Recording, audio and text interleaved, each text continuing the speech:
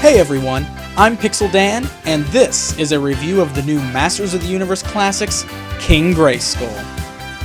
So here he is. After many months of anticipation, Mattel's new Masters of the Universe Classics line kicks off with a never-before-released figure, the San Diego Comic-Con exclusive King Grayskull. We'll start by taking a look at the packaging, which has got to be one of the coolest and most elaborate boxes that I have ever seen on an action figure.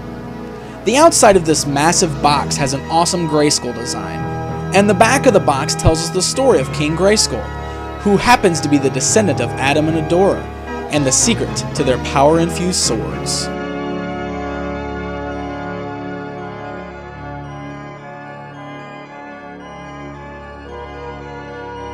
Now, the inside of this box is where it really gets interesting.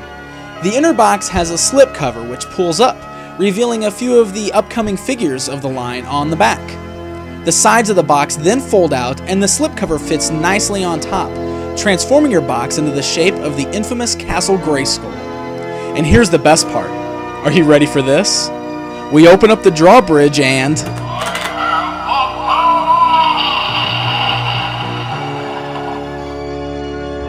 Holy crap! Awesome, right? That awesome voice! That fantastic lightning effect! Let's see that again!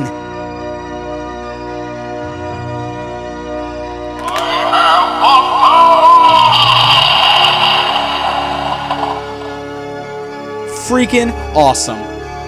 Grayskull looks so great inside this box that you almost want to just display him, just like this. But you know what?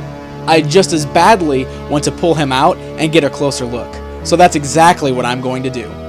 He's held in by a small plastic strap, which will have to be cut to remove him. But that's no big deal, because otherwise he still sits right inside the box, and he can be displayed that way if desired. So here's Grayskull outside of the box, and his coolness factor just went up. Immediately you notice the amazing sculpting job of the Four Horsemen. They really did an amazing job of giving this figure a classic feel, while at the same time modernizing him. Grayskull includes a battle axe, a shield, and the original power sword. Man, it feels good to see the original power sword again. He also includes a cape that is non-removable, as well as non-removable chest armor. That's a little bit of a bummer, but the good news is that Mattel already stated that He-Man and the other figures to follow will include the removable armor. Another odd thing about this one is that his head does not move. At least, I don't think it does. Maybe the paint just has it stuck in place, but I'm afraid to force it, because I don't want to break it off. Otherwise, the articulation on this figure is like we've never seen on a Masters of the Universe figure before. Articulation in the shoulders, elbows, wrists, torso, legs, knees, ankles. Super articulation that will allow for some great posing. I love it. The figure is 6 inches in height, and here he is standing next to the 2002 He-Man figure. He's done in a different style, but is the same scale, so really he should fit in nicely with your 2002 figures. Standing next to the original 80s figures, you can see the scale difference, but you can also see the resemblance in style, which I absolutely love. Don't get me wrong, I loved the 2002 line of He-Man figures, but in this style, it's the one I grew up with, so I'm really happy to see it back.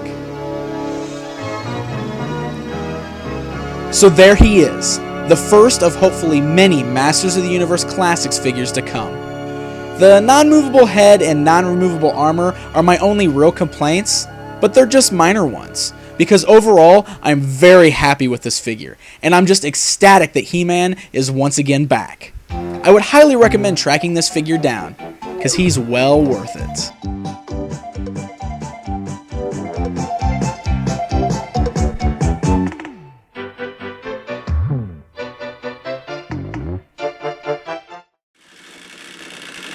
Do it, Doc!